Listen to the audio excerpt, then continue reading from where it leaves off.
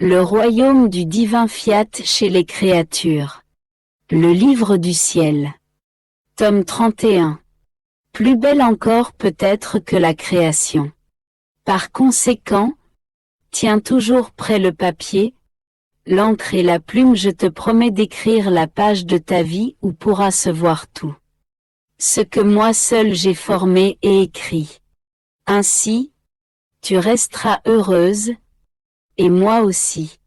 Ayant reçu la Sainte Communion, je faisais mon action de grâce habituelle, alors je vis Jésus, mon bien immense, affligé et taciturne, comme s'il avait besoin de compagnie. Je m'approchai de lui et tentai de le consoler en me montrant toujours uni à lui afin de ne jamais le laisser seul. Jésus sembla très heureux et pour épancher sa peine, il me dit : « Ma fille, sois-moi fidèle et ne me quitte pas, car la souffrance de la solitude est toujours la plus oppressante parce que la compagnie est le soutien et le secours de celui qui souffre. Sans une compagnie, la souffrance est dure à cause de l'absence de celle qui pourrait soulager sa peine ou même lui offrir un amer remède. Ma fille, combien d'âmes me reçoivent sacramentellement dans leur cœur et me laissent seule. Je suis en elles comme en un désert, comme si je ne leur appartenais pas. Elles me traitent en étranger. Mais sais-tu pourquoi elles ne prennent pas part à ma vie, à mes vertus, à ma sainteté, à mes joies et à mes souffrances? Parce que tenir compagnie à quelqu'un signifie participer à tout ce que la personne qui est près fait et souffre. Par conséquent, me recevoir et ne pas prendre part à ma vie est pour moi la plus amère des solitudes. Demeurant seule, je ne peux pas leur dire de quel amour je brûle pour elles. Mon amour reste alors isolé, ainsi que ma sainteté, ma vertu et ma vie. Ce n'est que solitude en dedans et en dehors de moi. Oh! Combien de fois je descends dans les cœurs et je pleure parce que je m'y retrouve seule. Et je vois que l'on ne s'occupe pas de moi, que je ne suis ni apprécié ni aimé. Si bien que je suis contraint, à cause de leur indifférence, d'être réduit au silence et à la tristesse. Et comme elles ne prennent pas part à ma vie sacramentelle, je me sens mis à part dans leur cœur. Et voyant que je n'ai rien à faire, avec une patience divine et inébranlable, j'attends la consommation des espèces divines dans lesquelles mon éternel fiat m'avait emprisonné, en laissant à peine quelques traces de ma descente. Je ne pouvais rien laisser de ma vie sacramentelle, à peine quelques larmes parce que ces âmes ne participant pas à ma vie.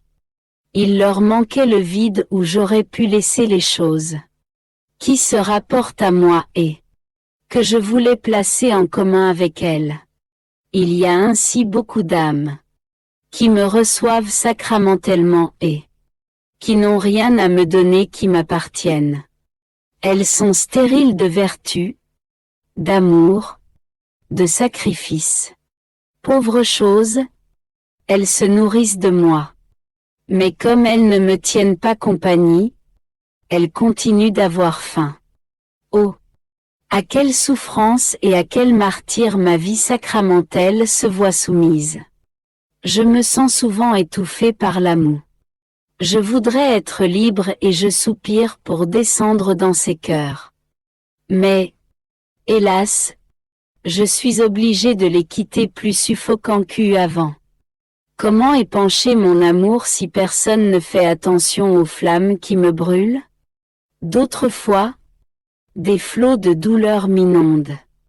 Je soupire après un cœur qui me soulagera de mes souffrances, mais en vain. Ces âmes veulent que je participe à leurs souffrances, et je le fais. Je cache mes souffrances dans mes larmes pour les consoler, et je reste là sans le soulagement que j'espère. Mais qui peut te dire toutes les souffrances de ma vie sacramentelle? Celles qui me reçoivent et me laissent dans une amère solitude sont plus nombreuses que celles qui me tiennent compagnie dans leur cœur. Et lorsque je trouve un cœur qui me tient compagnie, je lui communique ma vie et j'y laisse le dépôt de mes vertus, le fruit de mes sacrifices et la participation de ma vie. Et je fais de cette âme ma demeure, mon refuge et le lieu secret de mes souffrances. Et je ressens l'échange du sacrifice de ma vie eucharistique parce que je trouve celle qui brise ma solitude, sèche mes pleurs, me donne la liberté d'épancher mon amour et mes peines. Voilà celles qui me servent d'espèces vivantes. Non comme des espèces sacramentelles qui ne me donnent rien et ne font que me cacher lorsque je fais le reste moi-même. Elles ne me disent même pas un mot pour interrompre ma solitude. Elles sont des espèces muettes. Par contre, dans les âmes qui me servent d'espèces vivantes, nous développons ensemble notre vie. Nous n'avons qu'un seul cœur qui bat, et si je sens que l'âme y est disposée, je lui communique mes souffrances et je continue ma passion dans cette âme. Je peux dire que des espèces sacramentelles, je passe aux espèces vivantes afin de continuer ma vie sur la terre, non plus seule, mais avec cette âme. Tu dois savoir que souffrir n'est plus en mon pouvoir et que par amour, je demande à ces âmes qui sont des espèces vivantes de me donner ce qui me manque. Par conséquent, ma fille, lorsque je trouve un cœur qui m'aime et me tient compagnie en me donnant la liberté de faire ce que je veux, j'en viens à des excès. Je ne fais plus attention à rien. Donne tant que la pauvre créature se sent inondée de mon amour et de mes grâces. C'est pourquoi ma vie sacramentelle ne reste plus stérile quand je descends dans ces cœurs. Non, car je m'y reproduis, je m'y dédouble et continue ma vie en eux. Et ces âmes sont mes conquérantes qui administrent leur vie à ce pauvre indigent et qui me disent « Mon amour, tu as eu ton tour pour souffrir et maintenant, c'est le mien. Par conséquent, permets-moi de te remplacer et de souffrir à ta place. Alors, oh, comme je suis heureux! Ma vie sacramentelle conserve sa place d'honneur parce qu'elle reproduit d'autres vies dans les créatures. C'est pourquoi je te veux toujours avec moi afin que nous puissions vivre ensemble. Que tu prennes à cœur ma vie, et moi la tienne. Je pensais au divin vouloir et une foule de pensées envahissait mon esprit, et je me disais, je me demande pourquoi Jésus est si intéressé à ma volonté pour me donner la sienne en échange. C'est moi qui en profite. En ayant une divine volonté en mon pouvoir, je possède et enferme toute chose en moi, et même Dieu lui-même. Mais la chose la plus étonnante, c'est qu'en échange pour tout cela, il veut ma volonté. À quoi peut lui servir cette faible et insignifiante volonté qui peut seulement produire plus de mal que de bien? Il est évident que Jésus ne comprend pas la valeur exacte de ce qu'il donne comparé à ce qu'il reçoit en échange.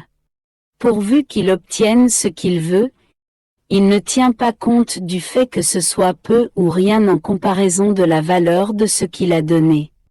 Mais c'est à cela que l'on voit que cet amour est un amour vrai. Mon esprit était plongé dans ces bêtises lorsque je vis Jésus qui écoutait attentivement mes idioties. Il semblait heureux et il me dit « Ma bienheureuse fille, je n'aurais jamais rien à donner à la créature si je devais considérer qu'elle peut me donner quelque chose, parce que pour commencer, tout ce qu'une créature peut me donner lui a déjà été donné par moi. Aussi, en me donnant, elle ne peut rien me donner d'autre que ce qui est à moi. Par conséquent, mon amour me fait toujours agir sans tenir de compte. Tenir des comptes avec les créatures serait restreindre mon amour et perdre la liberté de donner librement ce que je veux aux créatures. Ce serait difficile. De plus, pour vous donner ma divine volonté, il est nécessaire que vous me donniez la vôtre parce que deux volontés ne peuvent régner dans un cœur.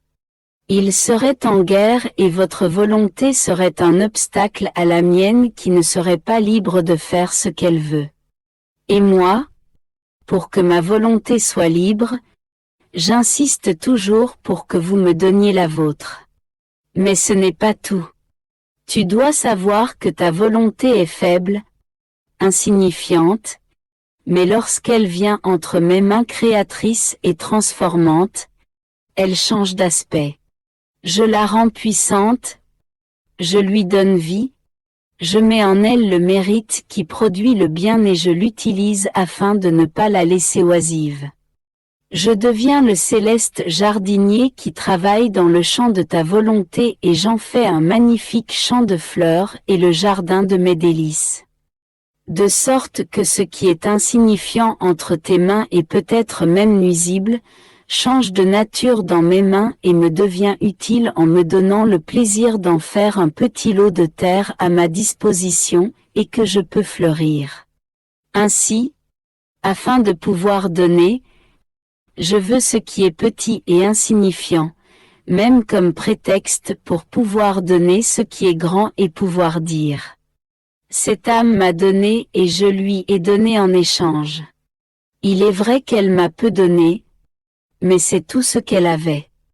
Et abandonner pour moi ce peu qu'elle a, c'est pour moi le plus grand des cadeaux et je confie alors toute chose à l'exubérance de mon amour en faisant don à la créature de tout ce qui lui manque. Après quoi je continuais à penser à la divine volonté et je m'efforçais de suivre ses actes lorsque mon bien-aimé Jésus me dit « Ma bienheureuse fille, en t'efforçant de suivre les actes de ma divine volonté, tu te tournes vers elle et mon fiat vient à ta rencontre pour te recevoir, donner ses actes et les faire un avec les tiens. Et je reçois la douce surprise de ton attention et l'enchantement de ton amour. Je ne te perds jamais de vue. J'assiste alors à la plus émouvante scène de ton rien dans le tout, de ton petit être dans le grand, du fini dans l'infini, alternant entre Dieu et la créature. Et dans cet échange, l'un est consumé dans l'autre par pur amour. Tu dois savoir que lorsque nous avons amené la créature à la lumière du jour, nous lui avons donné la dot et le trousseau de nos divines particules. La dot est notre volonté. Elle n'est pas limitée, nous lui donnons la liberté d'accroître sa dot. Les actes que tu accomplis dans notre volonté sont autant de nouvelles propriétés que tu acquiers. En plus de celles que ton Créateur t'a données, dans l'excès de notre amour, nous disons à la créature, plus tu accompliras des actes dans notre volonté, plus grand sera le champ divin que nous te donnerons pour y placer tes actes. De cette manière, tu travailleras dans notre champ céleste et nous te donnerons un champ de la grandeur que tu voudras. Assure-toi qu'il ne soit pas stérile et sois attentive à ton travail, car nous serons heureux de voir que tu agrandis ton domaine. Nous sommes comme un père qui accorde une dot à son fils. Ce fils travaille et se sacrifie si bien, qu'il augmente sa dot et qu'il agrandit toujours ses propriétés. Et le père est ravi de voir ses propriétés et la fortune de son fils comme si elles étaient les siennes. Nous faisons la même chose, et même plus. Lorsque nous voyons que la créature est attentive, prête à faire n'importe quel sacrifice, nous ne la laissons pas seule et nous travaillons ensemble.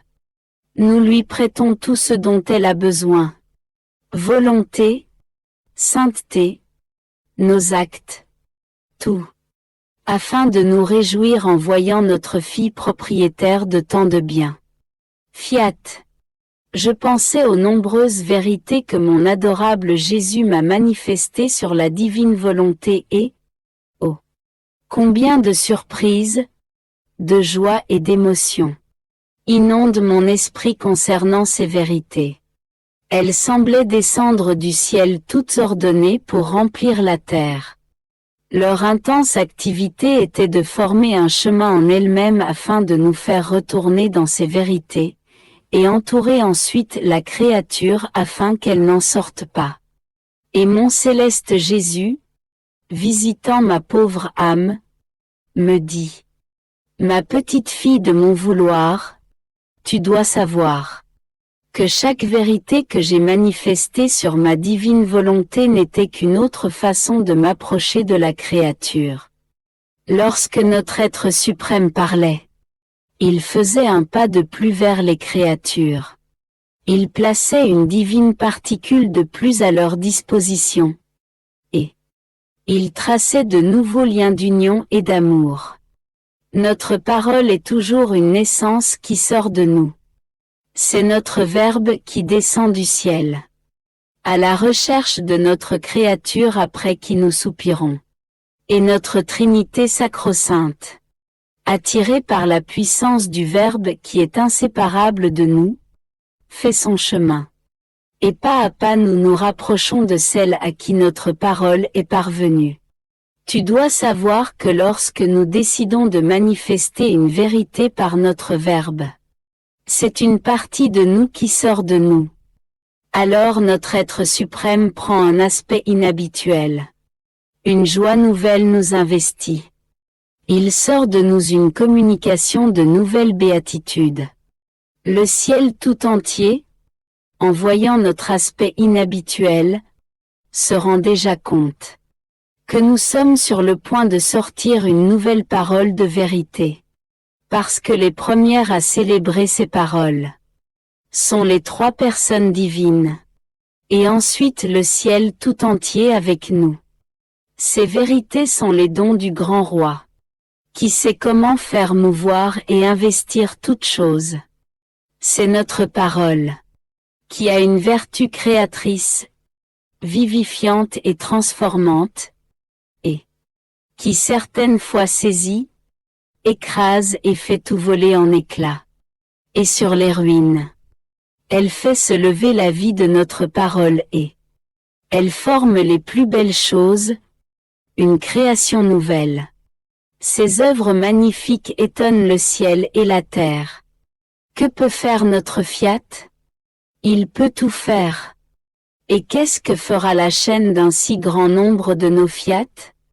Notre Fiat transformé en parole de vérité possède une invincible vertu, une puissance inexprimable, une fermeté immuable dans le bien qu'il veut former dans la puissance de mon Fiat qui parle. Tu ne veux pas comprendre le grand do, le grand bien, qu'une seule parole de vérité divine renferme, mais avec le temps, tu comprendras. Lorsque tu verras les actions, les œuvres que mes vérités ont produites. Mes vérités ont le pouvoir non seulement d'attirer et de porter notre être divin, d'aller vers les créatures et souvent même de courir après elles, mais elles donnent aussi des grâces qui permettent aux créatures d'aller de l'avant et de courir vers celui qui vient à elles pour leur donner le grand bien que mon Fiat a prononcé. Nos vérités sont puissantes lorsqu'elles sortent de notre être divin. Parce que si elles sortent, elles veulent donner la vie et le bien qu'elles possèdent. Et entre-temps, elles veulent disposer les créatures à s'approcher de la source d'où elles sont sorties afin de les transformer dans le bien de cette vérité. Tout est alors comme si une nouvelle vérité sortait de nous. Tout au plus le temps, les siècles peuvent passer, et cela n'est rien car nos vérités sont armées. Non seulement de puissance, mais d'une invincible et divine patience. Elles ne se fatiguent pas d'attendre. Elles sont infatigables et inflexibles. Elles doivent d'abord donner le bien, la vie qu'elles possèdent. Puis, triomphantes et victorieuses, rapporter au ciel les fruits de leur conquête. Par conséquent, ma fille, sois attentive à écouter mes vérités. Tu dois d'abord penser à l'endroit d'où elles viennent, à celui qui te les envoie, au bien qu'elles veulent te faire, à la vie qu'elles possèdent et au pas fait par Dieu et les créatures pour s'en approcher. Et ne doute pas parce que tu ne vois pas les effets dans le monde, le bien et la vie que mes vérités possèdent, le temps se chargera de tout et dira toutes choses. Quant à toi, pour l'instant, participe et Jésus s'occupera de tout le reste. De plus, tu dois savoir que nous devons d'abord former l'endroit dans l'âme où nos vérités peuvent descendre, et ensuite nous décidons de les faire sortir de notre sein paternel. Car en faisant sortir de notre être suprême ces vérités qui doivent être converties en œuvre pour les créatures, nous ne les laissons pas suspendues en l'air et oisives. Non, notre sagesse ne fait jamais des choses inutiles. Si nous les faisons sortir, elles doivent être porteuses du bien qu'elles renferment. C'est pourquoi il doit y avoir le lieu où notre bonté peut les diriger de façon à ce qu'elles commencent immédiatement leur intense activité de participation et de transformation du bien qu'elles possèdent, même si au commencement ce n'est que dans une seule âme. Et ensuite, elles se diffusent si bien qu'elles forment des armées de créatures du bien que nos vérités possèdent. Et lorsqu'elles auront ces nobles armées, elles transporteront nos vérités dans leur sein vers notre céleste patrie. Ce sont les conquérantes qui peupleront le ciel. Elles sont comme des messagères qui parcourent la terre, sèment la semence, la travaillent, rassemblent la récolte et, pour la mettre en sûreté, l'emportent dans les régions célestes. Elles sont infatigables et n'arrêtent jamais jusqu'à ce qu'elles aient atteint leur but. Par conséquent, sois attentive et ne transgresse rien de ce que ton Jésus t'a enseigné. Je continuais mes actes dans le divin vouloir et je sentais une force puissante qui me submergeait, m'unifiait et m'identifiait aux œuvres divines. Je pourrais dire que mon être était si diminué que je me sentais perdu dans la mer immense qui débordait en dedans et en dehors de moi. Ces vagues éternelles me soulevaient et me submergeaient et je ressentais plus la vie divine que la mienne. Et mon toujours aimable Jésus, celui qui vous renverse puis vous relève, vous donne la mort et en même temps vous fait renaître à une vie nouvelle, visitant sa petite fille, me dit: Ma bienheureuse fille, notre amour est exubérant et plus nous donnons plus nous voulons donner aux créatures. Notre amour, en donnant, déborde de partout et veut noyer les créatures d'amour, de sainteté, de beauté, de lumière et de bonté. Plus nous donnons et plus notre passion de les aimer et d'être aimé augmente. Tu dois savoir que notre être suprême possède par nature la puissance créatrice, la vertu rédemptrice et la vie qui revivifie et sanctifie toutes choses. Or, dans la création, nous avons agi seuls, sans la créature. Mais après l'avoir créée, notre amour pour elle était si grand que nous voulions continuer à développer la créature avec la nature. Et si nous conservons la création, c'est comme si nous étions toujours dans l'acte de créer. Cette force créatrice unifie et investit les âmes, et continue la création à l'intérieur de chacune d'elles. Et qu'est-ce que nous créons? Des cieux nouveaux d'amour, des soleils nouveaux de connaissance, des mers nouvelles de grâce, un air nouveau de sainteté, des vents frais nouveaux qui embaument la créature, une vie nouvelle toujours croissante dans notre divine volonté, de magnifiques fleurs nouvelles, des désirs saints. Bref, l'écho de toutes choses dans la création. Notre vertu créatrice se répercute dans les âmes, avec une sagesse et une bonté qui n'appartient qu'à nous. Nous créons toujours sans jamais nous arrêter. Si la création devait cesser, ce qui ne se peut, nous devrions restreindre notre nature créatrice. Mais avec tout cela, nos divines grandeurs s'abaissent, nous descendons dans les profondeurs des créatures et nous y développons avec elles notre vertu créatrice. Nous ne voulons pas agir seuls. La solitude arracherait nos bras et limiterait notre puissance et notre vertu créatrice. Afin de pouvoir aimer plus, nous avons formé en nous-mêmes une loi d'amour et nous avons créé en nous le besoin d'aimer. L'amour est ainsi en nous une nécessité. Mais une nécessité voulue qui n'est imposée par personne. Et c'est ce besoin d'amour qui nous fait faire tant de choses inouïes. Il nous fait nous livrer à des excès et à des folies envers les créatures. Il aurait été absurde et contraire à un être parfait, ce que nous sommes, de créer des choses et des êtres vivants sans les aimer. Nous commençons par les aimer, et nous laissons ensuite aller les choses avec notre amour comme acte premier. Nous les mettons au jour comme une naissance, un épanchement et un triomphe de notre amour. Si ce n'était pas le cas, la création aurait été un poids insupportable et non un objet de gloire et d'honneur. Les choses que l'on n'aime pas s'en vont. Mais nous aimons tant les créatures que nous nous enfermons en elles comme prisonniers volontaires afin de former en elles notre vie divine et de les remplir de nous-mêmes dans la mesure où elles peuvent nous contenir.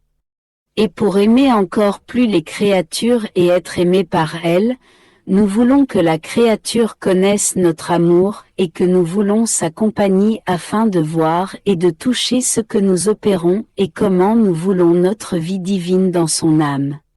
Notre amour n'a pas de repos et selon la disposition, la coopération et les besoins de la créature, nous développons tantôt notre puissance créatrice, tantôt notre force rédemptrice, et tantôt notre force sanctifiante. Mais toujours de concert avec la créature, jamais seul. Astérisque astérisque, nous voulons utiliser la vertu créatrice. Mais nous voulons que la créature le sache et la reçoive. Astérisque astérisque, nous voulons utiliser la vertu rédemptrice si le péché la tyrannise, mais nous voulons que la créature ressente le bien que nous voulons donner et qu'elle le reçoive avec amour et gratitude. Astérisque astérisque, nous voulons utiliser la vertu sanctifiante, mais nous voulons qu'elle se prête à recevoir la transformation de nos actes saints dans ses propres actes, pour recevoir notre vertu sanctifiante. Si l'âme ne reste pas avec nous et n'unit pas sa petite activité intense à notre grande œuvre, ce serait pour nous comme un développement de notre intense activité d'amour sur des choses inanimées qui ne ressentent rien et ne savent rien du grand bien qu'elles sont en train de recevoir. Et pour elles, ce serait un Dieu distant qu'elles ne connaissent pas et n'aiment pas. Tu dois savoir que notre amour est si grand que toutes les créatures se trouvent et nagent dans cette mer immense de notre amour. Et si nous ne sommes pas satisfaits d'une telle immensité d'amour, notre être suprême agit comme un pêcheur et cherche à pêcher quelques gouttes d'amour des créatures. Les petits actes, les petits sacrifices et les petites souffrances endurées par amour pour nous, ou un « je t'aime » qui vient du fond du cœur. Nous allons à la pêche de tout ce qui vient de notre mère pour avoir la satisfaction, le bonheur et l'échange de l'amour de la créature. Nous soupirons tant après lui que nous en faisons notre activité quotidienne, et nous préparons un plantureux festin pour notre céleste table. L'amour vrai a la vertu de transformer les choses. Il donne le doux enchantement à nos divins élèves et rend beaux, gracieux et agréables les petits actes d'amour des créatures. De telle sorte que la créature nous captive, nous blesse et nous rend heureux, nous permettons d'être captivés par la plus désirée des conquêtes. Par conséquent, si tu veux nous rendre heureux et être porteuse de joie et de bonheur pour ton Dieu, alors, aime toujours, et ne cesse jamais de nous aimer. Et pour être plus en sécurité, enferme-toi dans le divin fiat. Il ne permettra à rien de ce qui est amour pour ton Créateur de s'éloigner de toi. Mon petit esprit était totalement occupé par les nombreuses vérités que mon bienheureux Jésus m'avait manifestées sur la divine volonté. Chacune se présentait à moi comme un divin prodige, toutes distinctes les unes des autres, non de la terre, mais du ciel, et toutes dans l'acte de se livrer à l'assaut de la créature pour se communiquer à elle et la transformer en leur merveilleuse vertu toute céleste et divine. En même temps je me disais, ce sont des vérités divines et célestes, aimables, pénétrantes, remplies de lumière et de sainteté et en qui ne se trouve pas même l'ombre de ce qui est humain. Pourtant, il en est encore qui en lisant ces vérités auraient des doutes et de la difficulté. Et tu le sais, ô Jésus, car tu sais tout. Je me sentais tout opprimé et je soupirais après mon doux Jésus pour lui dire ma peine. Et lui, me surprenant, me dit, « Ma bonne fille, ne t'afflige pas à cause de cela. Tu dois savoir que pour connaître une vérité, il faut l'aimer. C'est l'amour qui donne de l'appétit. L'appétit donne la saveur et la saveur aiguise la faim pour manger tout son sou. Et bien mâcher la substance de la nourriture que sont précisément mes vérités. La mastication facilite la digestion de sorte que la possession du grand bien que l'on possède est ressentie, et elle produit ma vérité. Ainsi, les doutes et les difficultés qui surviennent fondent comme neige sous les rayons d'un soleil brûlant. Mais si ces vérités ont à peine fleuri et n'ont pas été consommées par une profonde étude et avec un amour qui génère l'appétit, pourquoi s'étonner qu'il se lève des doutes et des difficultés? Oh! Au lieu de juger ces vérités, il aurait été préférable de dire: cette nourriture n'est pas pour nous, nous n'avons pas la volonté de la manger. Mais il est bien connu que mes vérités trouvent place dans les cœurs simples, plutôt que chez les savants. Cela s'est passé dans ma rédemption. À ma grande tristesse, aucun des sages et des intelligents ne m'a suivi, mais les pauvres, les ignorants et les cœurs simples sont venus. Tu dois savoir que mes vérités sont des semences que moi, céleste fermier, je continue à s'aimer dans les âmes, et si je sème je suis certain de récolter les fruits. Souvent il m'arrive d'être comme le pauvre semeur qui jette sa semence sur la terre et, faute d'humidité, la terre n'est pas capable de consommer la semence pour l'absorber et la convertir en sol pour faire sortir la substance de la semence qu'elle a absorbée et produire 10, 20 ou 100 fois plus. D'autres fois, par manque de pluie, la terre s'est durcie et elle ne trouve pas la substance et la vie que renferme la semence. Et le pauvre fermier doit avoir de la patience s'il veut recevoir la récolte de ses semailles. En ayant répandu la semence, il a déjà fait quelque chose, et il garde espoir. Qui sait, la pluie pourrait donner l'humidité à la terre qui, possédant la substance de la semence, ferait sortir ce que le fermier a planté. Ou, en rendant la terre moins dure, pourrait la stimuler et lui donner le moyen de reproduire la semence. Ainsi, bien que la terre ne produise pas immédiatement la multiplicité de la semence qu'elle a reçue, le temps, les circonstances et la pluie peuvent produire une abondante récolte à laquelle le semeur ne s'attendait pas. Or, si le fermier, malgré toutes les difficultés de la terre, peut espérer recevoir une abondante récolte, moi, céleste fermier, je pourrai bien plus encore après avoir semé tant de semences de céleste vérité dans les profondeurs de ton âme, emplir le monde entier de ce que je récolterai. Veux-tu croire qu'à cause des doutes et des difficultés de quelques-uns, qui sont comme une terre sans humidité, durcie et desséchée, je n'aurai pas une abondante récolte? Ma fille, tu te trompes. Les temps, les gens et les circonstances vont changer, et ce qui semble noir aujourd'hui pourrait paraître blanc demain. Parce que bien souvent les choses sont vues selon les dispositions dans lesquelles on se trouve et en fonction de la vision à court ou à long terme que possède l'intellect. Pauvres créatures! Elles sont bien à plaindre. Mais tout est dans le fait que j'ai déjà semé. La chose la plus importante, la plus substantielle et la plus intéressante était de manifester ma vérité. Si j'ai fait mon travail, la chose principale est déjà en acte. J'ai trouvé ta terre où déposer la semence. Le reste suivra. Les doutes, les difficultés et les souffrances auront la même utilité que le bois et le feu pour le fermier qui prépare la récolte qu'il a engrangée pour en faire sa nourriture.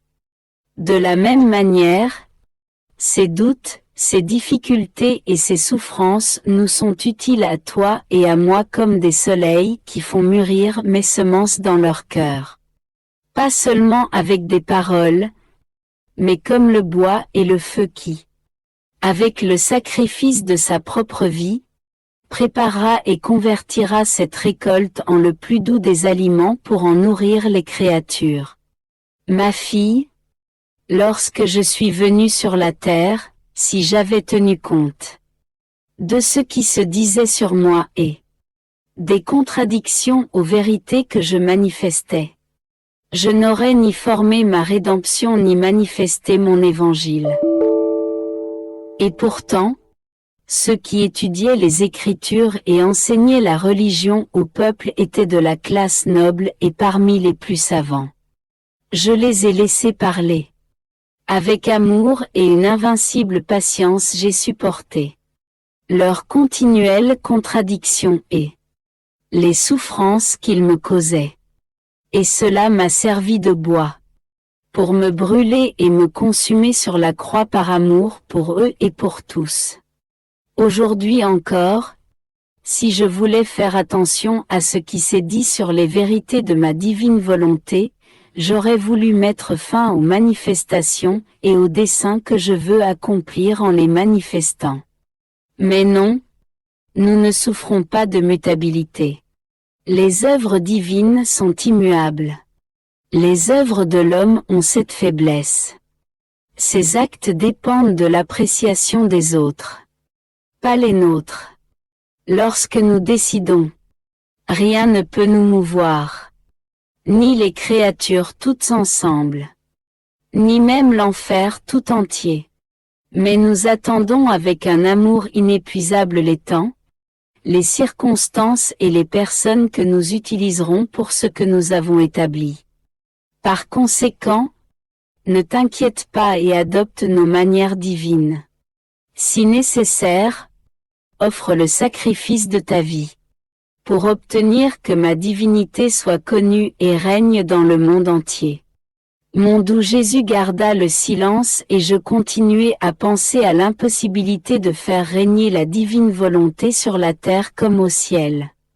Jésus soupira et ajouta : Ma bienheureuse fille, ce qui est impossible aux hommes est possible à Dieu. Et s'il était impossible que ma volonté puisse régner sur la terre comme au ciel, ma totale bonté paternelle n'aurait pas enseigné la prière du Notre Père.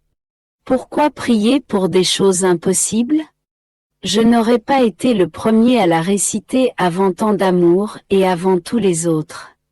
Je ne l'aurais pas apprise aux apôtres pour qu'ils l'enseignent au monde entier comme la prière la plus belle et la plus substantielle de mon Église.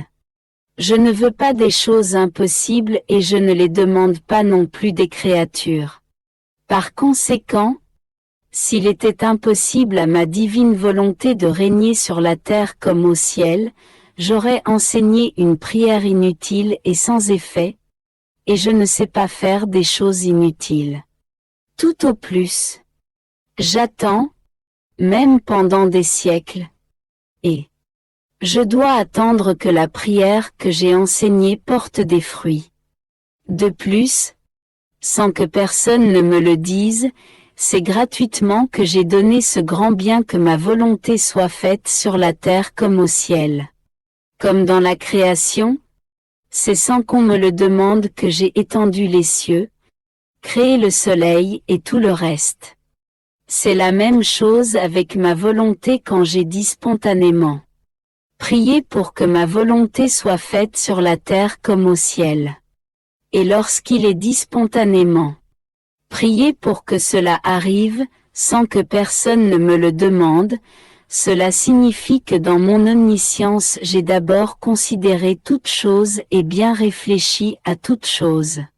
Par conséquent, lorsque j'ai vu que cela était possible, j'ai décidé d'enseigner le Notre Père, voulant que la volonté humaine s'unisse à la nôtre pour demander avec ardeur que notre volonté règne sur la terre comme au ciel.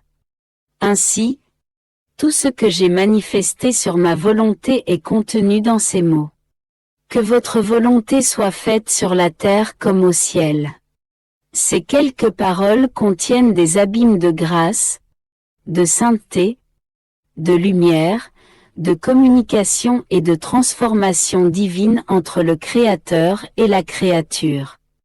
Ma fille, c'est cela le don que moi, ton Jésus, j'ai fait aux générations humaines en accomplissement de ma rédemption. Mon amour n'était pas encore satisfait. Mes souffrances ne m'apportaient pas pleine satisfaction. Je voulais donner et donner encore. Je voulais voir mon ciel sur la terre parmi mes enfants. Par conséquent, quelques jours avant de monter au ciel, j'ai décidé de donner ma volonté sur la terre comme au ciel, et j'ai enseigné le Notre Père dans lequel j'ai établi de faire ce don.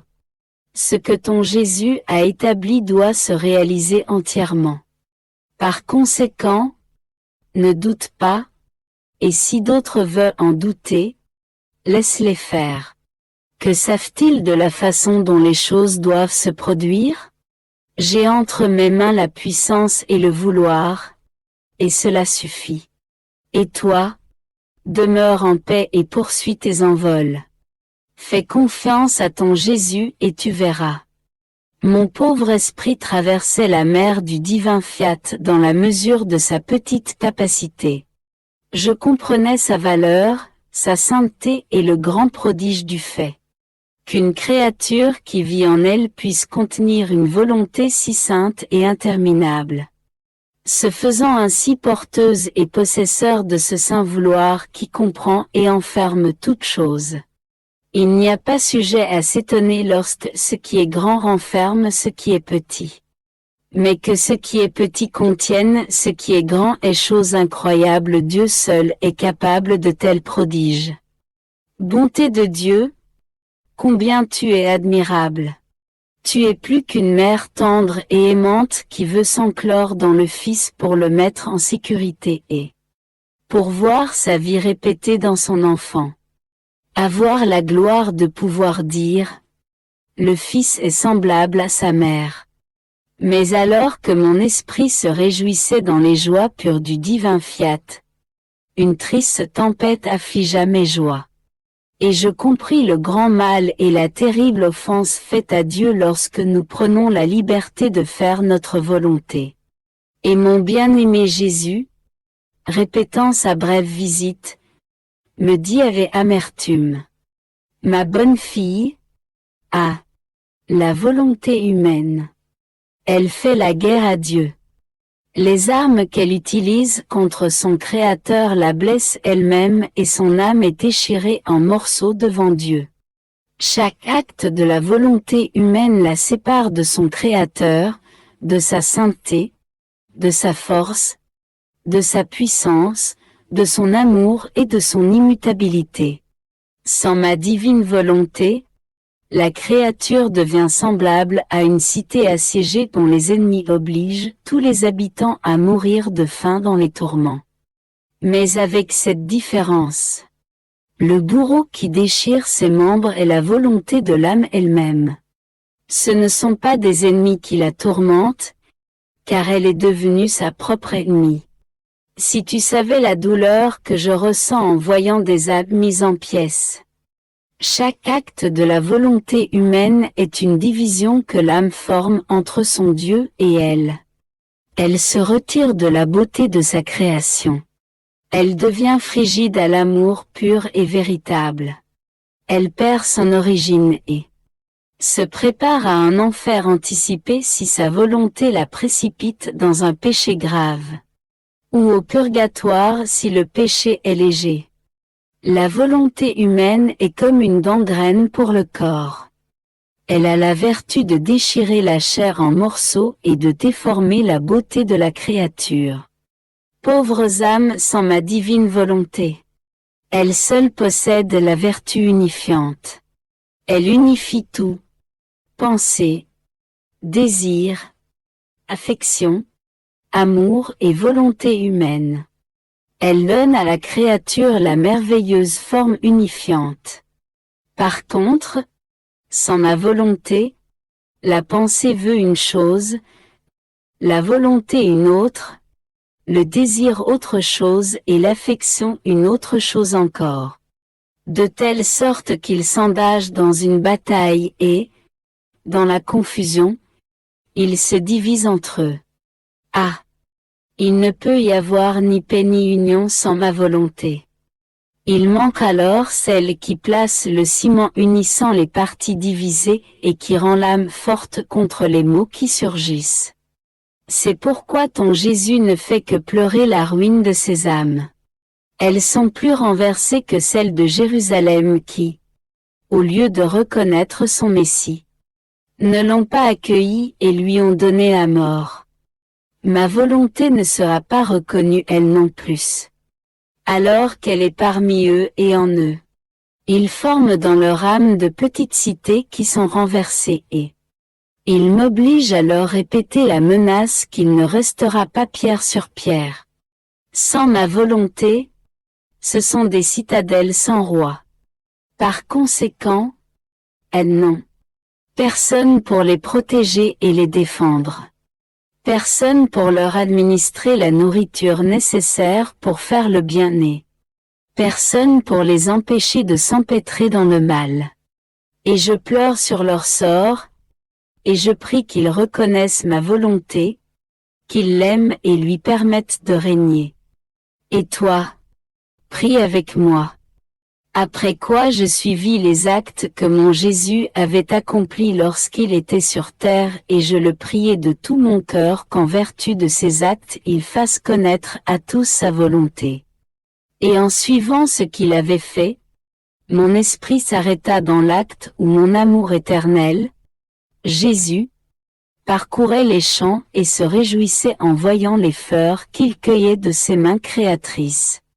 Et moi, je voulais placer mon « je t'aime » sur chacune des fleurs, pour qu'elles se changent en voix et en fleurs, qui parlent afin qu'elles puissent demander que sa volonté soit connue et aimée. Jésus se fit entendre et, toute bonté, il ajouta « Bienheureuse fille, je veux te parler de mes peines et du secret de mon cœur. Tu dois savoir que la volonté humaine était le clou le plus transperçant de mon cœur. Je parcourais les chemins et les champs couverts fleurs, les arbres pleins de fruits et je ressentais la joie de ma création. Et ces champs de fleurs, plus que des fleurs, symbolisaient la beauté, la vitalité, la fraîcheur et la merveilleuse expression de la créature, et j'étais dans la joie.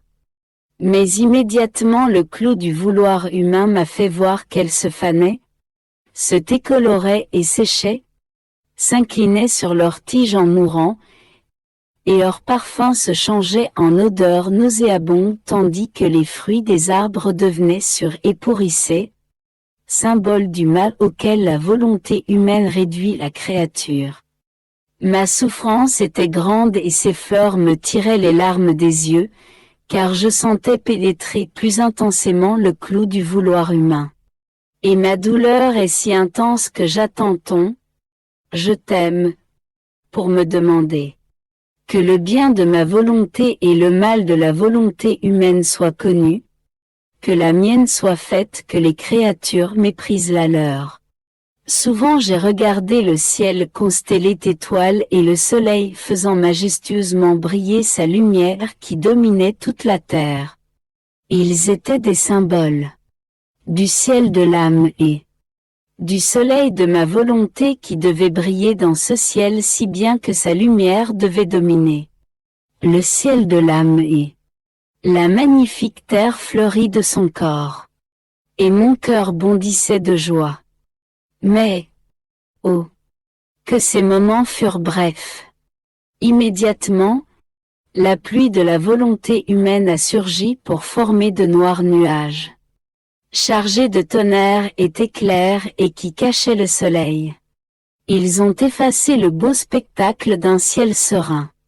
Pleuvant sur la pauvre créature, ils ont dévasté le ciel de l'âme et la terre de son corps, semant partout la désolation et l'horreur. Je peux dire que lorsque je suis venu sur la terre, je n'ai pas fait un pas sans être transpercé par le clou de la volonté humaine. Depuis le moment de ma naissance jusqu'à l'instant de ma mort, la volonté humaine a formé le plus dur et le plus continuel des martyrs, car elle a transformé en laideur ma plus belle œuvre créatrice. Et moi, en tout ce que j'ai fait et souffert, j'avais toujours en vue la volonté humaine pour la mettre en sûreté. Et, oh, combien j'aime la créature qui appelle mes actes, s'unit à moi, et sur le feu de mon sacrifice même et de mon amour se sacrifie elle-même pour obtenir le grand bien que ma volonté soit connue et qu'elle domine le vouloir humain, source de tous les maux de la pauvre créature. Par conséquent, je te veux toujours avec moi. Ne me laisse jamais seul afin que je puisse répéter ma vie en toi. Rendons grâce à Dieu.